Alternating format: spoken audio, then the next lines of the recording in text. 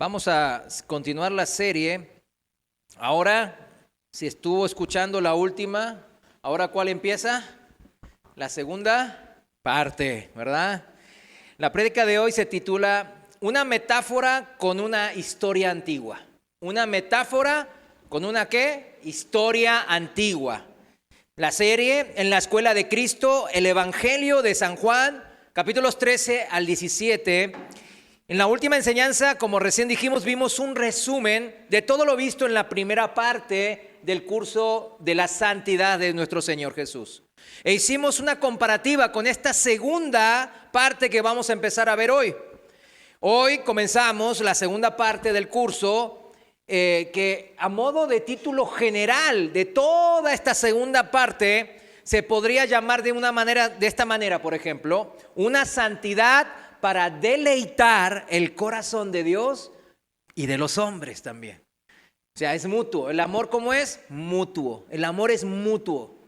Entonces, toda la segunda parte siempre tenemos que tener en nuestra mente este título general de esta segunda parte, que es una santidad para deleitar el corazón de Dios y de los hombres. Tema 18, segunda parte, empezamos la segunda parte hoy. Tema 18, una metáfora con una historia antigua.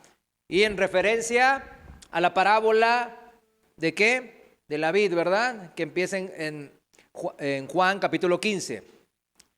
En la primera parte de este curso de nuestro Señor, aprendimos que el secreto interno, por así decirlo, de la santidad se encuentra en la devoción del corazón de nosotros. ¿Hacia quiénes? Hacia las personas divinas, el Padre, el Hijo y el Espíritu Santo. Ahora, alguien me está copiando. Entonces, dijimos de vuelta, el secreto interno de la santidad, ¿qué es? La devoción de nuestros corazones. ¿Hacia quiénes? Hacia las personas divinas de Dios. Y la devoción dijimos que era el amor, el fervor, la práctica piadosa, no obligatoria, en general, toda buena costumbre de los hombres. Eso es una devoción, pero que emana de lo más profundo de su ser hacia otra persona. En este caso, las personas divinas. Y eso se llama como santidad. En esta segunda parte aprenderemos que la verdadera santidad requerirá que los discípulos, ¿quiénes son discípulos del Señor? Amén. Todos aquí. La verdadera santidad va a requerir de nosotros como discípulos, ¿qué cosa? Que demos testimonio público, y subrayo público. No un testimonio así como que nadie se va a dar cuenta que soy cristiano, no. Testimonio público, primeramente ante Dios y de Dios, en un mundo que dijimos odiaba tanto al Padre como al Hijo. Es un mundo que es hostil al Evangelio, pero nosotros tenemos que dar ese testimonio público. Por eso cuando los gobiernos del mundo, en etapas diversas de la historia de la humanidad, se pone totalmente en contra del cristianismo, ¿qué pasa? Los cristianos, ¿qué hacen?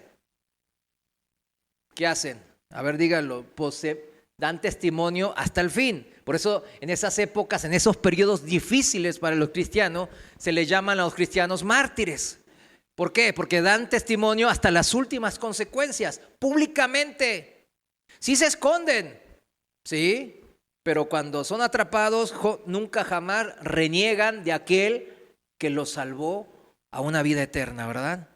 Este testimonio, mis hermanos, este testimonio público de Dios es doble. En primer lugar, consiste en una conducta y un estilo de vida agraciados, llenos de la gracia de Dios, semejantes ¿a qué cosa? ¿A qué conducta? A la de Cristo, que demuestra que ante el mundo, ante los incrédulos, ¿cómo es Dios?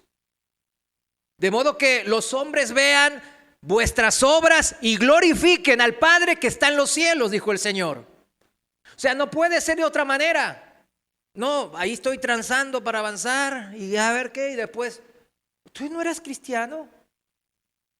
Entre semana estoy teniendo Dios me ha puesto en dos lugares que son de tremendo dificultad para dar testimonio de Dios, porque hay que tratar con gente que es ladrona, que está robando los recursos de unos condominios. Y bueno, yo soy el presidente de la comisión de ahí. Y sí, la verdad, Dios está poniendo una gran prueba a mi vida, ¿verdad? Porque, híjole, calumnian, dicen mentiras, engañan, amenazan.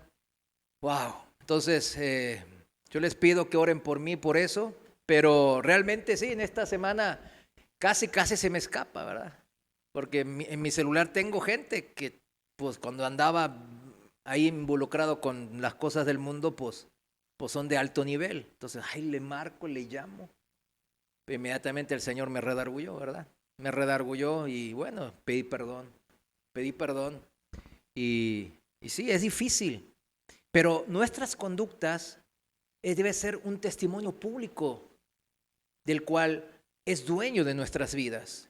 Para que los hombres vean nuestras obras y glorifiquen ¿a quién? Al Padre que está en los cielos, no a nosotros, sino al Padre que está en los cielos. En segundo lugar, este testimonio doble que hablábamos consiste en un testimonio también verbal, mediante la conversación personal, la predicación pública, la palabra escrita.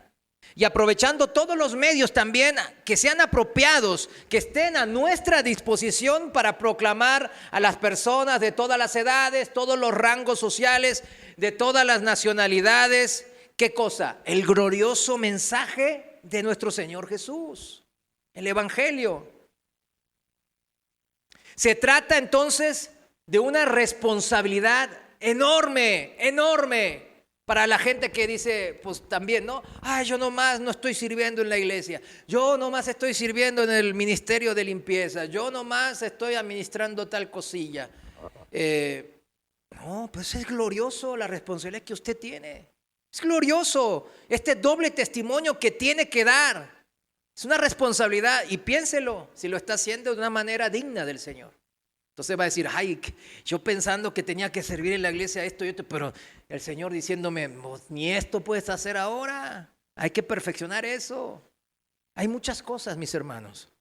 Sin embargo, fíjense, en estos capítulos que vamos a ver, Cristo explicará, o sea, el 15 y el 16, va a explicarnos el Señor cuál es la provisión, y subrayo provisión, que Él ha hecho a sus discípulos y cuáles son los recursos, subrayo recursos, que continuamente pone a nuestra disposición como discípulos para que llevemos a término, a conclusión, con realismo, no así puros sueños guajiros, dicen, ¿no? No, yo me vi como un predicador, yo me vi como un evangelista, yo como un maestro de niños y yo como puros sueños nomás. Yo quisiera hacerlo. No, con realismo, testimonio con realismo y con éxito. Llevar con éxito, mis hermanos, esta doble responsabilidad. Hoy aprenderemos de eso. En una palabra, la provisión es esta, mis hermanos.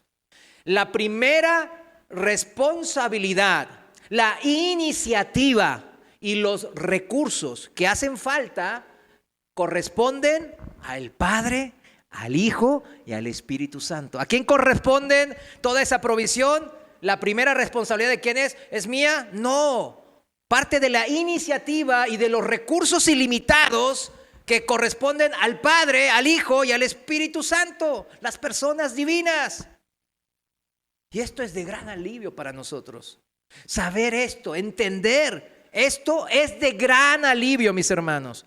Cristo es la vid a través de la cual el carácter, las energías, el poder, la gracia de Dios llegan al mundo. Cristo es esa vid. Nosotros no somos la vid. El rol de los creyentes consiste simplemente en ser pámpanos, ramas, ramitas de esa vid de Cristo. Canales para los recursos que proceden únicamente de ¿quién dijimos? De Dios. Y el rol nuestro también como pámpanos de la vid corresponde en someternos al cuidado, a la cobertura del Padre y a la guía, al consejo. ¿De quién? Del Espíritu Santo enviados a nosotros. Se escucha fácil, pero ¿vieron cómo no lo hacemos? Recién yo comentaba este ejemplo que tuve la semana. Y así nomás, así facilito nos desviamos, mis hermanos. No saben con quién se mete. Y ahora ya me cansé, ya hasta aquí me colmaron la paciencia. Y no sé qué, y no sé cuánto. No, ya reniego, ya me voy, van a ver, o qué sé yo, que les vaya mal. Hasta los maldicen. ¿Se fijan? No, someternos ¿a qué? Al cuidado del Padre. El Padre tiene cuidado de nosotros. ¿Cuántos dicen amén a eso? Y el Espíritu nos guía en todo momento. Y comienza el Señor este curso, esta segunda parte, para explicarnos todo esto con una parábola. Fíjense, con una parábola. Juan 15, vayamos ahí a Juan 15, capítulo 15, versículo 1. Lo voy a leer en la Reina Valera actualizada. Dice, el Señor dice, yo soy la vid verdadera y mi Padre es el labrador. Cristo dice, yo soy la vid verdadera. Ahora volvemos a reunirnos, ahí otra vez hagamos un flashback como dicen, a reunirnos con Cristo allá en el aposento alto junto a sus 12 discípulos. Para ahora sí asistir a la segunda parte de su discurso ahí mismo, acordándonos que estamos en ¿dónde? Estos capítulos nos llevan ¿a dónde? El aposento alto, ahí estamos, ¿verdad? La primera parte, recordemos, se impartió en la intimidad del aposento alto. En la luz tenue, ahí con las velas, ¿verdad? Y acogedora de esas lámparas de aceite, ¿no? Un ambiente solemne, tranquilo de la cena de Pascua. Póngase en ese ambiente tranquilo y protector. Allí los discípulos habían aprendido cuál es la base verdadera e indispensable de la santidad, que dijimos es el lavamiento de la regeneración. O sea, la base verdadera e indispensable de la santidad no es que yo sea obediente. No, es un grave error eso, que estuvimos aprendiendo durante 17 clases. La base de la santidad es el lavamiento de la regeneración de una vez por todas hecho por el Espíritu de Dios. Y el posterior lavamiento de los pies. Muchas veces seguramente repetido, porque vamos y confesamos nuestros pecados delante del Señor.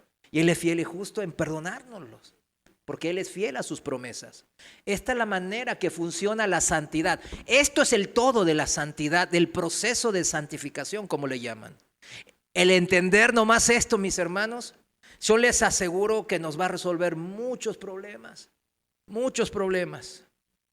muchas dificultades. Allí en el aposento alto también demostró delante de los ojos de todos ellos, de los discípulos, en qué consiste la verdadera santidad. La devoción, dijimos, a las personas divinas. A medida que iban aprendiendo que el Padre moraba en ese Salvador, en ese Mesías, en Jesús, y que por tanto estaba presente con ellos en torno a la mesa en el aposento alto. Imagínense, ellos apenitas empezaban a captar ese tema, ¿verdad? Yo y el Padre somos uno. Y ellos empezaban a captar eso. Póngase en esa posición junto a los discípulos. Y que el Señor estaba dispuesto también a venir a morar en el corazón de cada uno de ellos. Debió de parecerles como si toda la gloria del mismo cielo les empezaba a envolver. Y eso es cuando nosotros vivimos el nuevo nacimiento también, ¿verdad? Vivimos como que en las nubes. De repente cuando estamos enamorados, es lo que pasa, ¿verdad? Un flechazo y estamos como enamorados del Señor. Estamos ahora con los discípulos encerrados, escuchando al Maestro como estaban ahí el Señor, diciéndoles cuánto los amaba y cuánto Él los iba a proteger, al abrigo justamente en ese momento de este mundo oscuro y hostil que estaba afuera, en el exterior, afuera de las puertas. De buena gana habrían ellos optado por quedarse ahí por siempre. Estaban tranquilos, bajo la protección de Dios, con el Señor. Pero, ¿acaso esta comunión sagrada con el Señor, escúcheme bien, esta comunión sagrada con Cristo, no era no solo el meollo, sino el principio y el fin de todo lo que se llama santidad? Estaban en comunión, estaban aprendiendo, estaban en la protección bajo el cuidado del Señor. ¿No es esto todo lo que se refiere la santidad en sí? Y nosotros recién lo dijimos, no en absoluto. Solo era la mitad de la cuestión. ¿Cuánto era? Pues la mitad, vamos a decirle, ¿verdad? La santidad tenía otra vertiente muy diferente. A fin de que los que comprendiesen, hacía falta que fuesen transportados tanto en mente y en cuerpo a otra esfera diferente, distinta. Por eso el Señor les dijo, levántense, les dijo el Señor, vámonos de aquí, en Juan 14:31, porque ya era hora de cambiar el ambiente para enseñarles la otra parte de lo que comprende lo que es la santidad. Y al escuchar esta instrucción del Señor, salieron seguramente apresurados, porque el Señor ya nos dice que aquí ya no, vámonos. Salieron entonces de la seguridad y del confort de aquel aposento alto. Imagínese, usted ahora está saliendo del confort de las velas, de los candelabros, de la comida, de estar sentaditos ahí con el Señor. Bueno, salieron de esa protección y esa seguridad y tuvieron que mirar más allá de la intimidad del aposento alto y enfrentarse con las realidades exteriores. Donde ¿qué? El frío del aire nocturno, porque era tarde en la noche, que estaba envenenado, por así llamarlo. ¿Por qué cosas? Por las intenciones de las asesinas de los sacerdotes, del sumo sacerdote, de los fariseos y los escribas. Y donde el traidor Judas estaba a la sombra acechando, malamente guiado por el poder del maligno. Estaba él acechando también. Así es el mundo externo, ¿verdad? Salimos al mundo y el maligno usa gente cercana a nuestro para poder acecharnos y hacernos tropezar. Usa el poder de este mundo para influenciarnos y envenenarnos con sus malas intenciones. Pero ahora les tocaba a los discípulos aprender que la verdadera santidad no solo implica la devoción a las personas divinas, sino también el testimonio del Padre y del Hijo. Esa es la otra parte, el testimonio público, dijimos, del Padre y del Hijo. Testimonio que debía demostrarse claramente, públicamente al mundo a través de los discípulos, de nosotros. Los discípulos y nosotros somos también discípulos, lo aclaro, ¿verdad? Tenían que comprender el hecho crucial, que este testimonio no se puede llevar a cabo desde el aislamiento, desde la seguridad y la comodidad del aposento alto. ¿Sí entiende? O sea, en las iglesias aquí estamos bien, estamos seguros, estamos entre hermanos, estamos en familia espiritual. Hay confianza, hay protección, sentimos el Espíritu de Dios. Pero cuando salimos al mundo, empieza la guerra espiritual. Todos los corazones presentes aquí, unánimemente, estamos comprometidos y entregados al Salvador. Claro, faltan, pues somos imperfectos, ¿no? Pero estamos comprometidos y entregados al Señor. No los veo muy convencidos. Amén, ¿verdad? Ya no me dan ánimo de seguir. Estoy en la... ¿Qué iglesia estoy? Estoy en la de testigos de... Amén. No es, obviamente, aquí estamos así en la iglesia de Cristo, ¿verdad? Pero en el mundo exterior, donde la atmósfera que se respira se caracteriza por la hostilidad al Hijo de Dios, es totalmente diferente. Desde el comienzo de la segunda parte, en su discurso, el Señor nos hace topar con lo que nos resulta una lección simple, pero muy penetrante a nuestra mente. La santidad tiene dos vertientes. Ambas vertientes son imprescindibles. Ninguna puede ser desechada, no, esta no importa. Las dos son importantes. La una sin la otra resulta inadecuada, insuficiente. El testimonio público para el Señor que no está fundamentada en una devoción personal y profunda hacia Cristo, pues carece de base, carece de fundamento. Ese tipo de fe termina siempre tropezando o siendo engañada más temprano que tarde, mis hermanos. ¿Cuántos conocemos hermanos en Cristo engañados por diversas doctrinas de hombres que terminan tropezando? No, pues una vez siempre salvo ya. ¿De qué sirve estar ahí? Pues, ¿qué tiene? Una canita al aire, 2, 3, ahí pum, pum, pum, me echo por aquí por otra. Me voy con mis amigos al fiestón. Lo que se me presenta, pues lo hay, pues Dios lo quiso que sea así, ¿verdad? ¿Será eso? Claro que no, carece de base. Es sin devoción personal.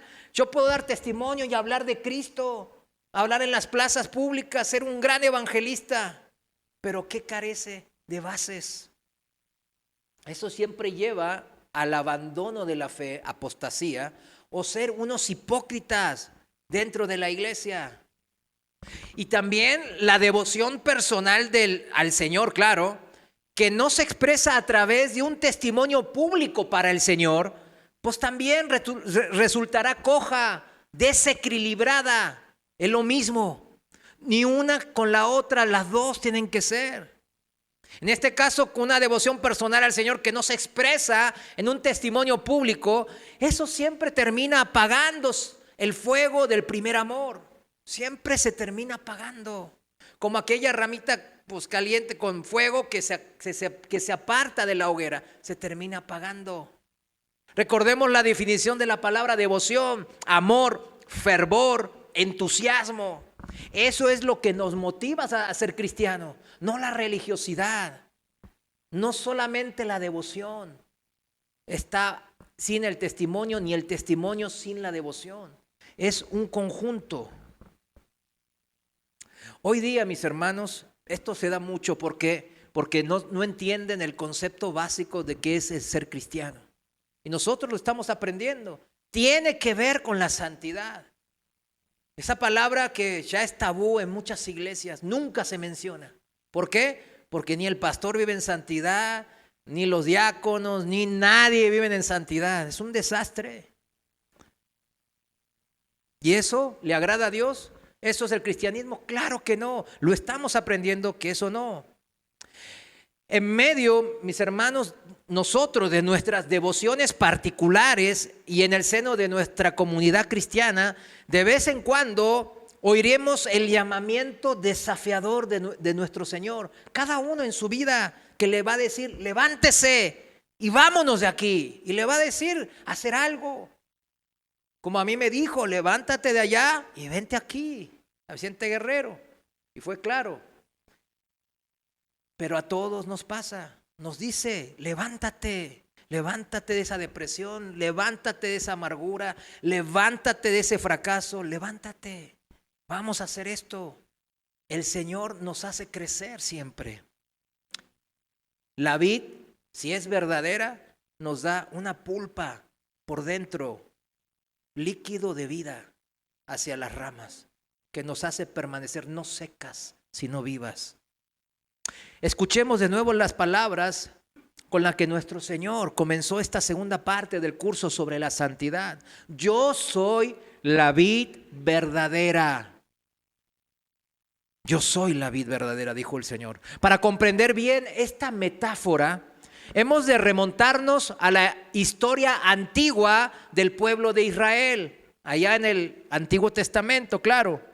Porque fue precisamente esta metáfora la que Dios había empleado hace siglos para explicar el propósito de su elección de la nación de Israel. ¿Cómo qué? Como su representante, su pueblo sacerdote especial en la tierra. Y no era porque eran muy bonitos estos, ¿no? O bonitos, o poderosos, ¿verdad? Sabemos que no era eso. Vayamos a Isaías, capítulo 5, versículo 1 al 7. Y ahí está la razón de esta metáfora en el Antiguo Testamento. Isaías capítulo 5, versículo 1 al 7 en la Reina Valera actualizada. Versículo 1, dice así el Señor: cantaré a mi amigo la canción de mi amado acerca de su viña. Mi amigo tenía una viña en una fértil ladera. La había deshervado y despedregado. Luego había plantado en ella vides escogidas, o sea, buenas vides, buenas semillas. Había edificado en ella una torre y también había labrado un lagar. ¡Wow!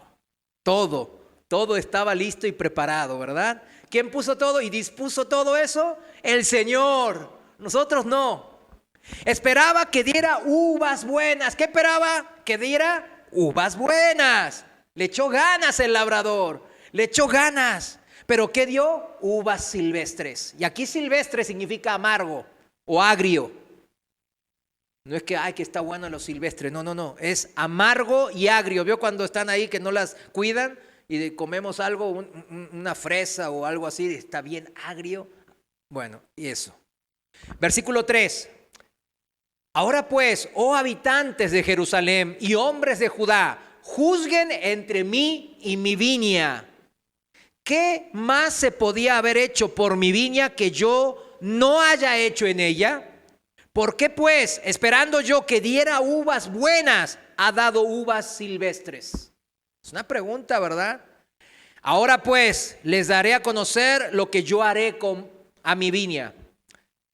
Quitaré su cerco y será consumida. Romperé su vallado y será pisoteada. La convertiré en una desolación. No será podada ni cultivada. Crecerán espinos y cardos. Y mandaré a las nubes que no derramen lluvia sobre ella. Ciertamente la viña del Señor de los ejércitos es la casa de Israel. Y los hombres de Judá son su placentero vergel, dice esta versión. O sea, no es que estamos confundiéndonos de nación. Sí, es la nación de Israel, la que eligió el Señor como la nación destacada, sacerdote, para bendecir a otras naciones. No es otra. Sí, no había confusión en esto. Eso es lo que está diciendo. Y dice, esperaba el derecho, la justicia. Y aquí la vileza. Esperaba la justicia y aquí el clamor o la violencia.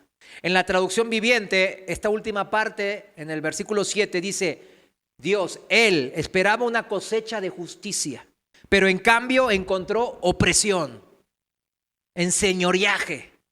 Esperaba encontrar rectitud, pero en cambio oyó gritos de violencia.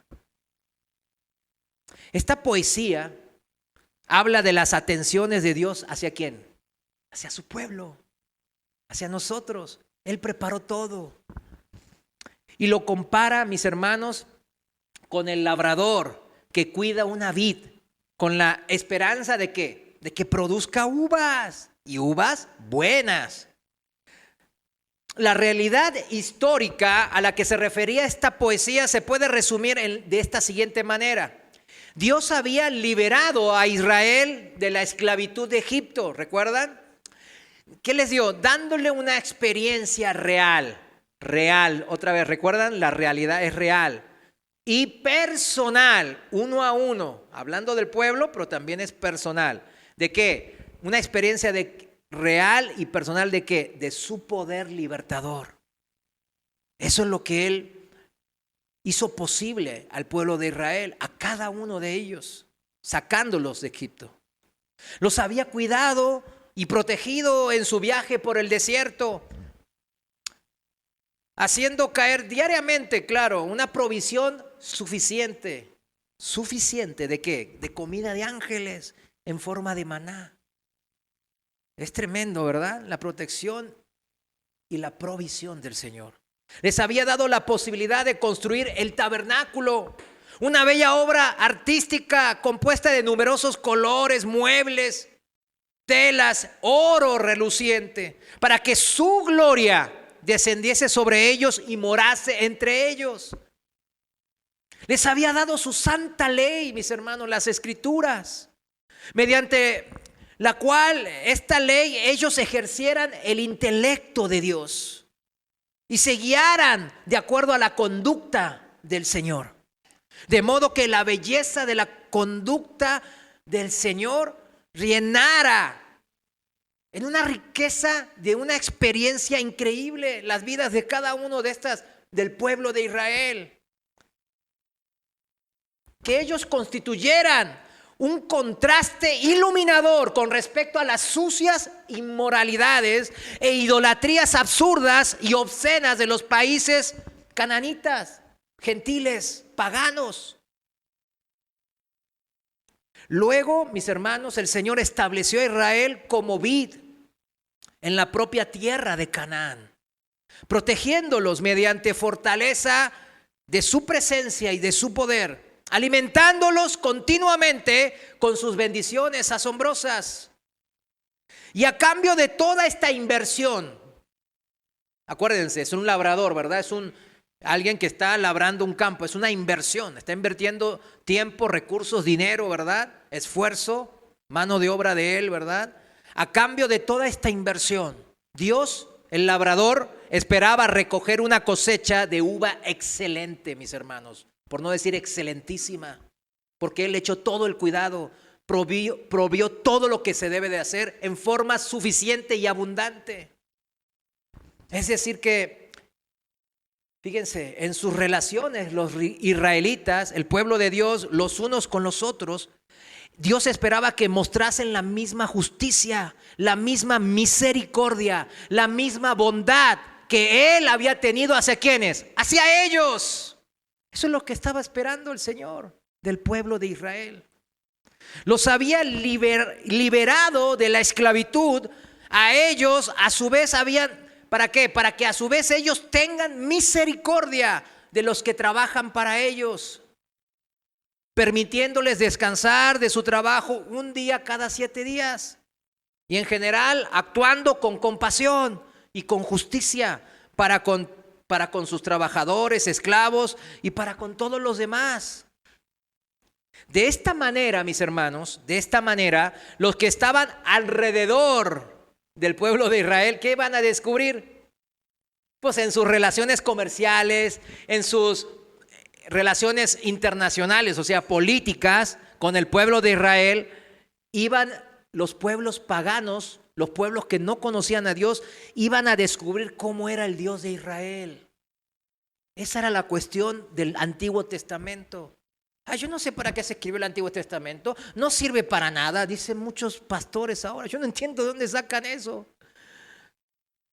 ¿Desde cuándo la palabra de Dios se caduca? Cuando dice que permanece para siempre. Yo no entiendo esas incongruencias de muchos predicadores.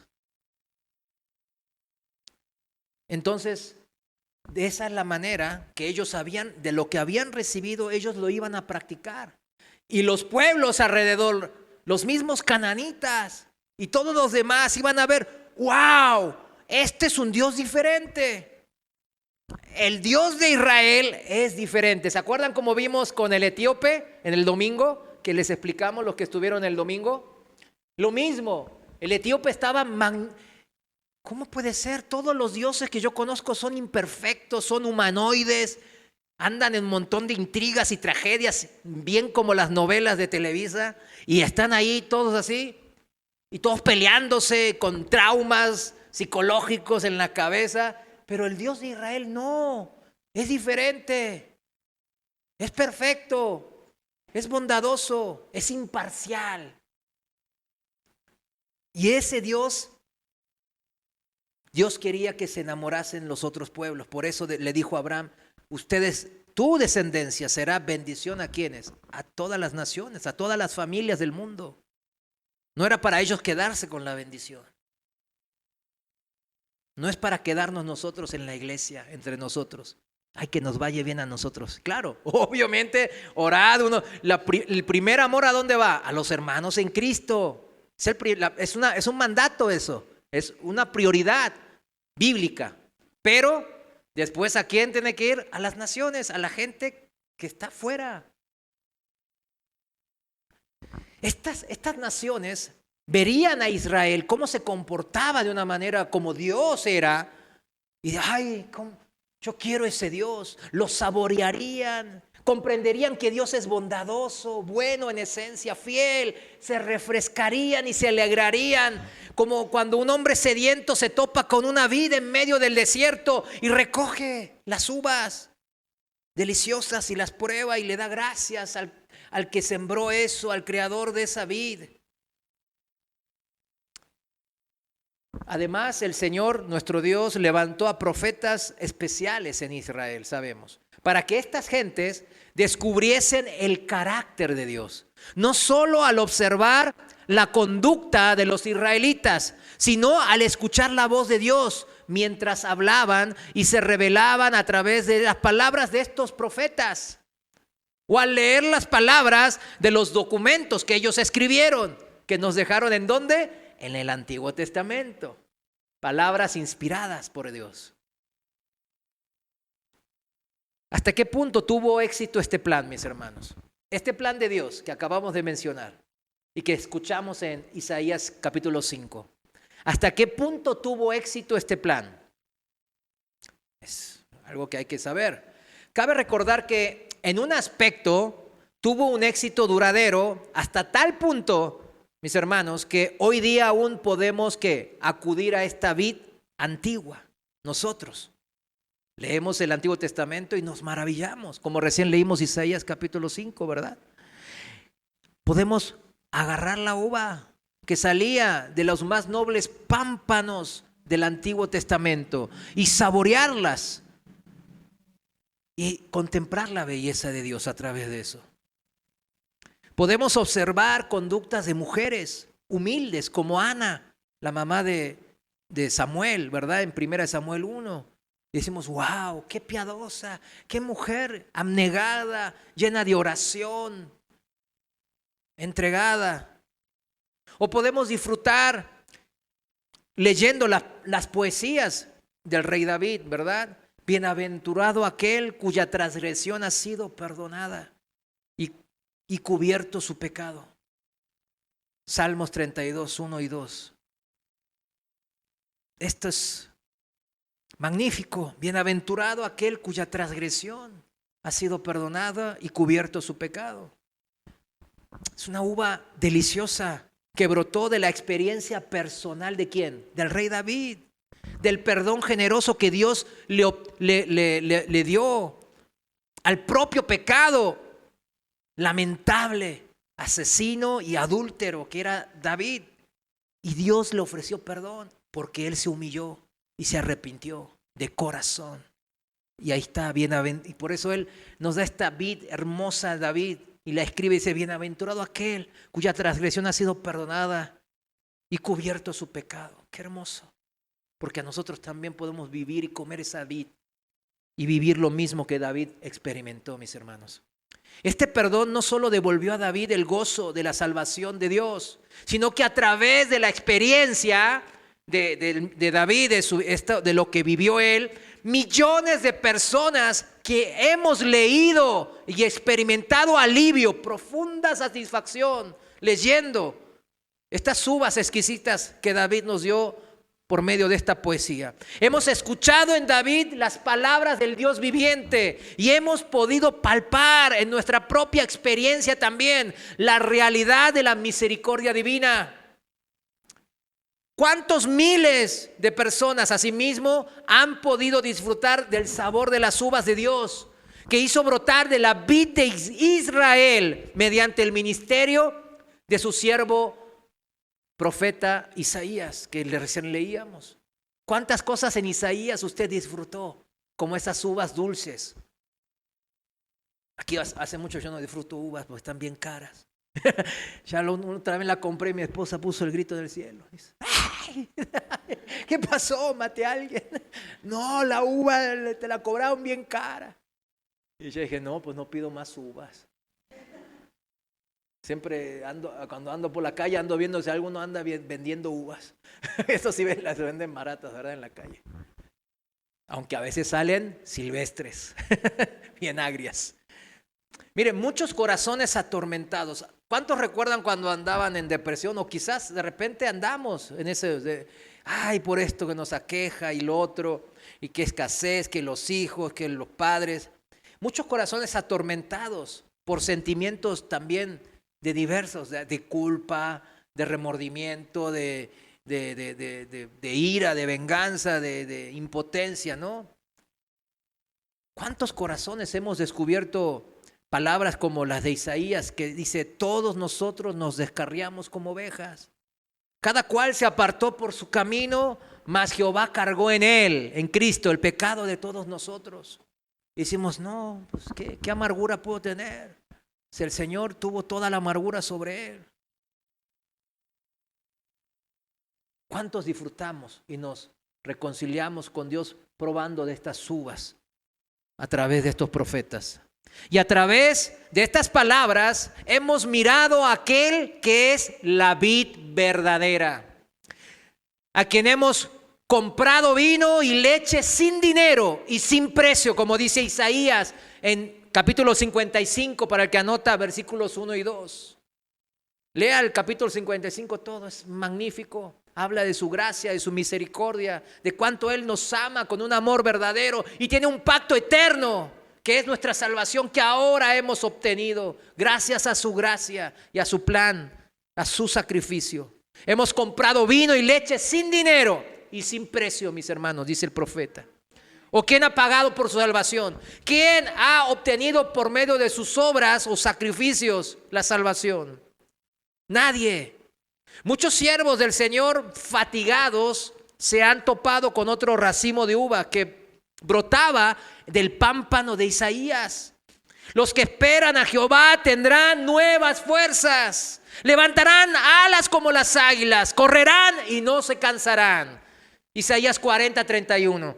Cuando vemos este tipo de racimos de uva decimos, wow, yo andaba decaído y el Señor me dio unas uvas exquisitas y me glorío.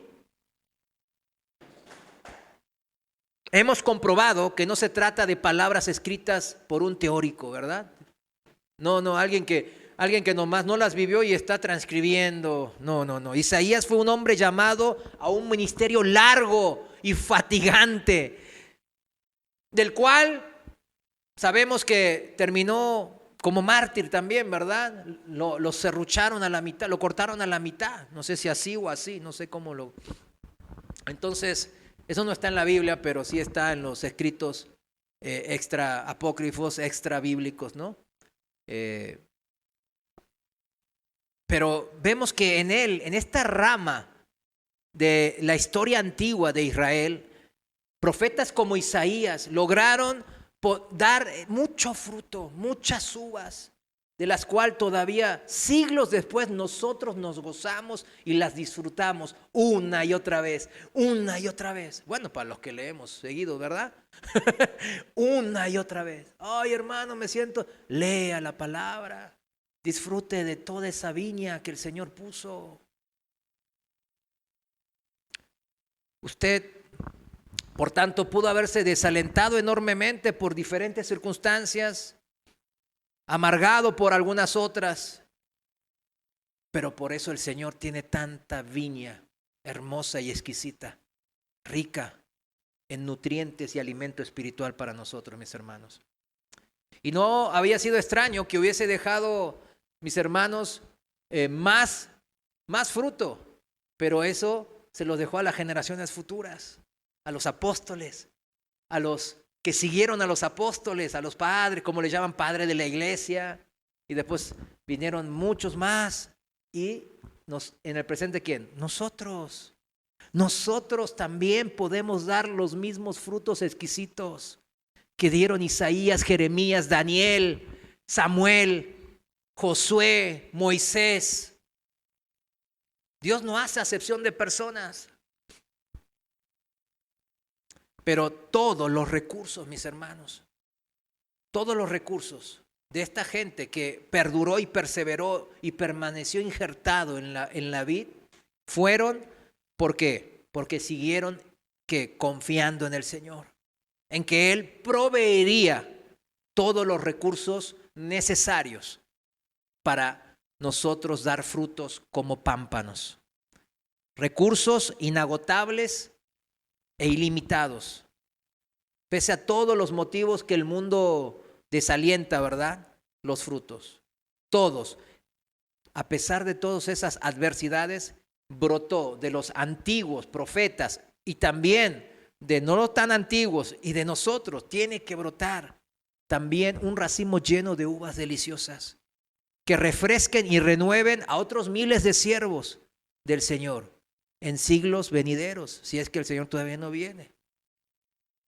Aunque ya saben mi pensamiento acerca de eso.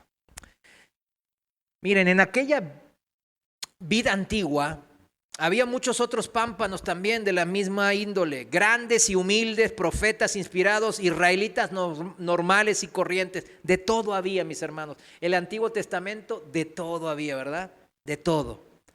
De hecho, durante la vida de nuestro Señor, después de varios siglos, cuando vino el Señor aquí, seguía habiendo pámpanos como Juan el Bautista, ¿vieron? ¿Se acuerdan de Juan el Bautista? Y otros no tan famosos, pero igualmente de valiosos, como María y Marta. ¿Recuerdan a María y Marta, hermanas de Lázaro? O Ana y Simeón, papá de Juan el Bautista, los cuales continúan llevando fruto. Continúan, estoy hablando de ahora.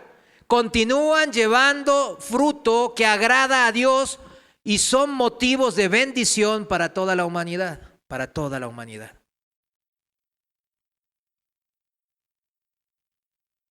Mire, recorté aquí el padre de Juan el Bautista, es Zacarías, obviamente, ¿no? Eso me pasa por tratar de irme rápido. Ya sé que algunos anduvieron diciendo, no, espérame, este es un idólatra, este es un hereje. Ya sabemos que Ana y Simeón son los que profetizaron, ¿verdad? Bueno, no obstante, mis hermanos, la triste realidad, ¿no?, de que Israel fracasó, ¿verdad? En su conjunto resultó ser una gran decepción. Y eso vemos, ¿no? Lo vemos como advertencia a nosotros. Miren, no obstante eso, Dios mismo tuvo que lamentar en días del profeta Isaías, ¿no? ¿Por qué cuando esperaba uvas dulces, mi viña me dio uvas amargas? La nación de Israel es la viña del Señor de los ejércitos celestiales. El pueblo de Judá es su agradable huerto. Él esperaba una cosecha de justicia, pero en cambio encontró opresión. Esperaba encontrar rectitud, pero en cambio oyó gritos de violencia, como leímos en Isaías 5. Sus ritos religiosos de los israelitas, sus sacrificios, ya no eran más que una comedia vacía. Su vida comercial se caracterizaba por la mentira, la corrupción, el manejar las balanzas, junto con la explotación y la opresión despiadada de los pobres y de los esclavos. Esa era lo que hacían los israelitas. Su vida familiar y social estaba podrida a causa de la infidelidad, de la inmoralidad y del infanticidio, porque sacrificaban a sus hijos a Moloc y a Quemos. Semejante desfiguración del carácter de Dios por parte de Israel acabó provocando la indignación de Dios. Y él dice en el versículo 5 y 6, en Isaías 5, lo voy a leer en la traducción viviente, versículos 5 y 6, dije, déjenme decirles ahora lo que haré con mi viña. Esta es la indignación de Dios al ver tanta desfiguración de su carácter. Déjenme decirles ahora lo que haré con mi viña. Echaré abajo sus cercos y dejaré que se destruya. Derrumbaré sus muros y dejaré que los animales la pisoteen. La convertiré en un lugar silvestre donde no se podan las vides ni se remueve la tierra. Un lugar cubierto de cardos y espinos. Ordenaré a las nubes que no dejen caer la lluvia sobre ella. Sin embargo, mis hermanos, Dios es misericordia. En toda la historia de Israel y del mundo entero, jamás se había visto una degradación semejante a la que caracterizaba el pueblo de Israel cuando Jesús estuvo encarnado hace 2000 años. Y en aquella noche del aposento alto, donde nosotros ahora nos encontramos estudiando, era la noche de mayor oscuridad, mis hermanos. La noche en donde el Dios del universo iba a ser traicionado y apresado para ser crucificado. El Dios, yo a veces le digo a mucha gente, ¿qué hacía Dios crucificado? Porque hablan de que, ay no, si Dios es amor, ¿por qué hay tanta maldad y que no sé qué? ¿Por qué se murió tal o fulano de qué? ¿Por qué tanta enfermedad y la pandemia? ¿Por qué mi perrito anda cojeando y no sé, y bla, bla, bla? Y yo les digo, ¿qué hacía Dios colgado en un madero? ¿Qué hacía Dios colgado en un madero, verdad? El cielo estaba a punto de presenciar el acto de opresión más vergonzoso que Israel, el pueblo de Dios, jamás perpetrara en toda su historia. De escuchar el clamor amargo que jamás saliera de la boca de un hombre, de una víctima inocente. Cuando Cristo dijo, ¿por qué me has desamparado, Señor? El dueño de la viña de Israel había enviado a su hijo unigénito a recoger el fruto que le pertenecía. Y los administradores de la viña estaban a punto de prender al hijo unigénito y echarlo fuera de la viña y asesinarlo. ¿Recuerdan la parábola de los labradores malvados? Lucas, para el que anota, Lucas 20, versículos 9 al 18. 3 veces envió a siervos, a los profetas, a Moisés, dio su ley, los salmos, etc. Y rechazaron la ley, los salmos y los profetas. 3 veces envió a sus siervos y los echaron fuera a patadas. Y luego envió a su hijo. A este sí respetarán. Pero dijeron, no, aquí viene el heredero, vamos a cobrarnos su vida y quedarnos con su heredad. ¿Cuál sería la respuesta del dueño? ¿Abandonar el proyecto de cultivar uvas? ¿Eso sería lo que Dios hizo? En absoluto, ¿verdad? Nada que ver. Más bien trataría el dueño, el labrador, de cultivar más uvas y de mayor calidad. No solo en Israel, sino en todas partes del mundo. Y hacerlo, y he aquí la clave, mis hermanos, escuche bien. Y hacerlo mediante el uso de una viña diferente y mediante diferentes métodos de cultivo y de producción. Precisamente, dirá alguien, ¿verdad? Un hermano ahí distraído. Y dirá, precisamente así, a partir de ahora, Dios descarta a Israel como viña y coloca a la iglesia cristiana en su lugar como una viña nueva y mejorada. ¿Será eso? Claro que no. ¿Será cierto eso? Es una desgracia que hablen eso en los púlpitos. ¿Desde cuándo dice eso el Señor? De ninguna manera, como se expresaría el apóstol Pablo. Si Israel, pese a su larga tradición de profetas inspirados y personas auténticamente piadosas, fracasó, ¿es realista esperar que la iglesia, nosotros, cristiana, tenga mayor éxito que ellos? Claro que no. Ese es el término. Claro que no. De hecho, la cristiandad, por llamarlo de una manera, a menudo ha alcanzado grados de corrupción moral, de crueldad, de opresión, desconocidos en la historia de Israel. No, así no es. Cristo no quiso decir, Israel ha fracasado, pero vosotros, la iglesia, mis discípulos, deben de intentar hacerlo mejor. Eso no es el cristianismo. Eso no es el evangelio. Eso no es lo que nos está enseñando el Señor en aquí del aposento alto. Si interpretamos así su mensaje, corremos el riesgo de no comprender la gloria del evangelio, de la santidad que nuestro Señor está a punto de anunciarnos. La respuesta de Dios al fracaso de Israel no fue la iglesia cristiana, como muchos predicadores dicen ahora. Es una aberración eso, mis hermanos. Se llama la teoría del ¿cómo se dice? Del reemplazar a Israel. La iglesia reemplazó a Israel. Eso es una aberración. La respuesta de Dios al fracaso de Israel, ¿qué fue? Cristo. Cristo fue la respuesta. La viña que Israel había sido, había fracasado por completo, sí. No obstante, dice Cristo, yo soy la vid verdadera. Él vino, cumple todas las profecías y dice, ahora yo soy la vid verdadera. Y esa es la provisión magnífica de Dios. Detengámonos pues entonces para considerar la maravilla de esta gran provisión para nuestra santidad. Esto es lo que hace la diferencia con aquel pueblo de Israel. Dios dio a Israel una ley en la cual había unas directrices, instrucciones muy claras en cuanto a la clase de conducta y de testimonio que Dios exigía de su pueblo, ¿verdad? Está bien claro. La ley no tenía ningún defecto intrínseco. Era la ley, como dice la palabra, que es santa, justa y buena. Es perfecta la ley. Porque a unos también dicen, no, entonces la ley no sirve para nada y ahora nosotros vivimos en la libertad de Cristo. Pero ¿qué es la libertad de Cristo si no cumplir la ley de una manera voluntaria, por amor? O sea, la ley es buena, justa y santa, no caducó, no era mala, no era imperfecta. El motivo del fracaso como método de cultivo de la uva, vamos a hablar del método de cultivo de la uva, fue como explica Pablo, que era débil a causa de ¿qué? De la carne.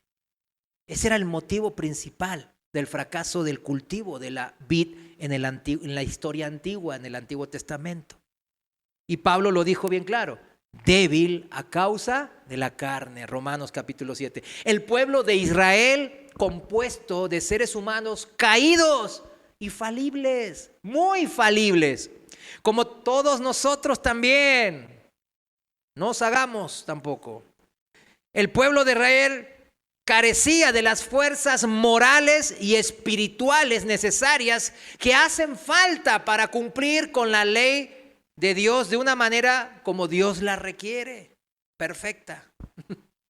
Y los cristianos, por nosotros mismos, no somos ni mejores ni más fuertes que los israelitas. A ver, ¿quién dice que es más fuerte que los israelitas del Antiguo Testamento?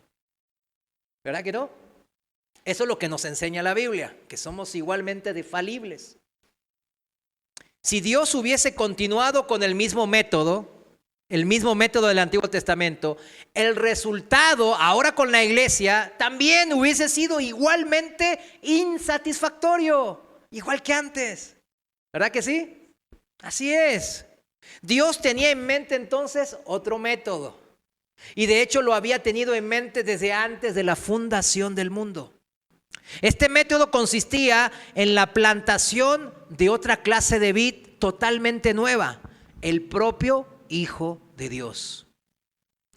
Enraizado, por así decirlo, ¿no? Enraizado en la misma deidad, puesto que Cristo es Dios, pero al mismo tiempo verdaderamente humano. Era y es y para siempre será capaz de una manera única e irrepetible de expresar el carácter del Padre, tanto por lo que hacía Cristo, claro, por lo que Él también decía también. ¿Para qué? Para el deleite de Dios y para la bendición continuada de nosotros también. Cuando usted predica la palabra tal como es la palabra, sin desviarse a la izquierda y a la derecha, que Dios se deleita. Dios se deleita. Cuando usted la mocha o agrega cosas o dice medias verdades, por así llamarlo, ¿qué pasa con qué dice? Es maldito. Vieron que no hay términos medios. Por eso la importancia de hablar y predicar lo que es la Biblia. Ahorita, como dijo, no sé si escucharon la prédica del pastor Chu y del 42 aniversario este domingo. Y él hacía énfasis todo el tiempo. Yo lo que hice es predicar la palabra. Escuchen los videos y audios de hace 30 años que hay de repente ahí grabados ¿vieron? VHS. ¿Y qué hablaba? La palabra. ¿Y ahora qué está hablando? La palabra sigue vigente después de 42 años, como así durante siglos, milenios, mis hermanos. En sus propias palabras del Señor, Él es la vid verdadera ahora. Cristo Es la vid verdadera en el sentido que es la vid ideal, la definitiva, de la cual Israel en sus mejores momentos no había sido más que un anticipo muy inadecuado. Y Cristo, la vid verdadera, era totalmente nueva en otro aspecto también, mis hermanos. Los hombres y las mujeres redimidos, regenerados por el Espíritu de Dios, podrían ahora ser incorporados a Él. Y esto es lo magnífico del plan. Como los pámpanos de una vid, de modo que su vida, la vida de Cristo, su gracia, su bondad, su poder, pudieran circular hacia los cristianos, hacia los pámpanos, para producir en nosotros el fruto del Espíritu Santo, mis hermanos. Amor, gozo, paz, paciencia, bondad, fidelidad, mansedumbre y autodominio. Gálatas 5, 22 y 23. Esto era algo nuevo, mis hermanos, porque no estaba esto escrito en las antiguas escrituras. Esto era algo totalmente nuevo, apasionante, porque por eso estaban tan maravillados los apóstoles, tan llenos de gratitud, porque decían ellos que conocían bien las antiguas sagradas escrituras decían, espérame, esto es totalmente nuevo, nos las está haciendo bien fácil el Señor. Ya el Señor nos está diciendo que Él va a ser la vid, no el pueblo de Israel. Por enorme que fuese la estatura espiritual de los santos del Antiguo Testamento, no hay ningún texto, mis hermanos, ninguno, en todo el Antiguo Testamento, donde se dé a entender que ellos, el pueblo de Israel, sean incorporados al Mesías. ¿Sí me entiende? No había eso en el Antiguo Testamento. Pero, más sin embargo, ahora en el Nuevo, Él nos ofrece eso. Ser incorporados a Cristo, a la vid. Es precisamente esto lo que trata Dios con la provisión que ha hecho a partir de la encarnación, la muerte, la resurrección y la ascensión del Señor Jesús y la venida del Espíritu Santo en Pentecostés.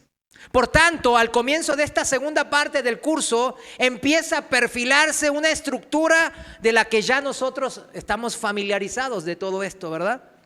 En el capítulo 13 del Evangelio de Juan, la primera lección sobre la santidad no fue ninguna exhortación como, por ejemplo, esforzaos en ser santos. ¿Dice eso en la primera clase del Señor sobre la santidad? No dice eso. Si fuese eso, híjole, no.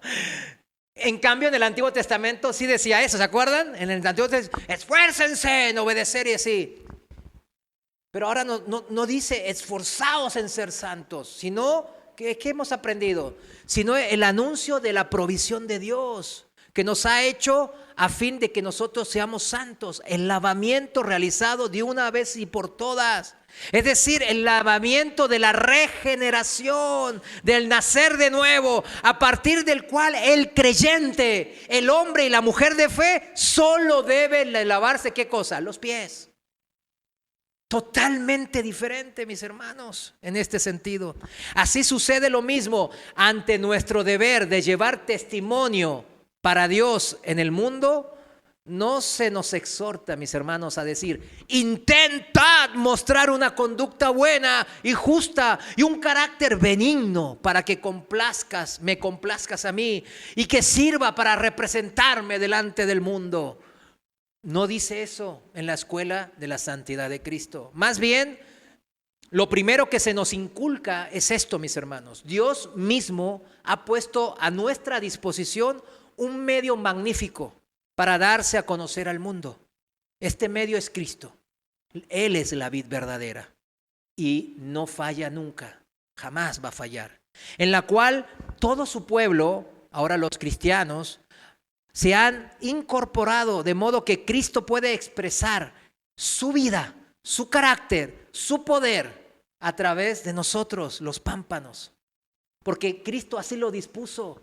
Él no quiso, yo voy a dar el fruto directo, la vid directo. No, lo da a través de ¿qué cosa? De los pámpanos. Así funciona.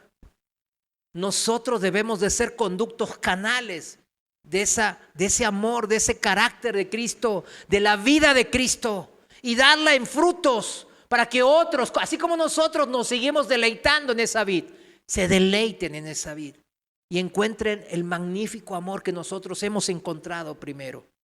Así como una vid hace circular, mis hermanos, su vida y su poder a través de sus pámpanos, de sus ramas. No obstante, en este proceso, mis hermanos, cae por su peso que la vid es la que desempeña el papel fundamental, el importante. Una vez incorporados en la vid, los pámpanos solo tienen que preocuparse por ¿qué cosa? Por permanecer en la vid. Es todo.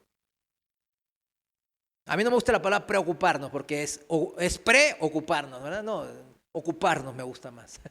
Pero se entiende que preocuparnos significa eso, ¿no?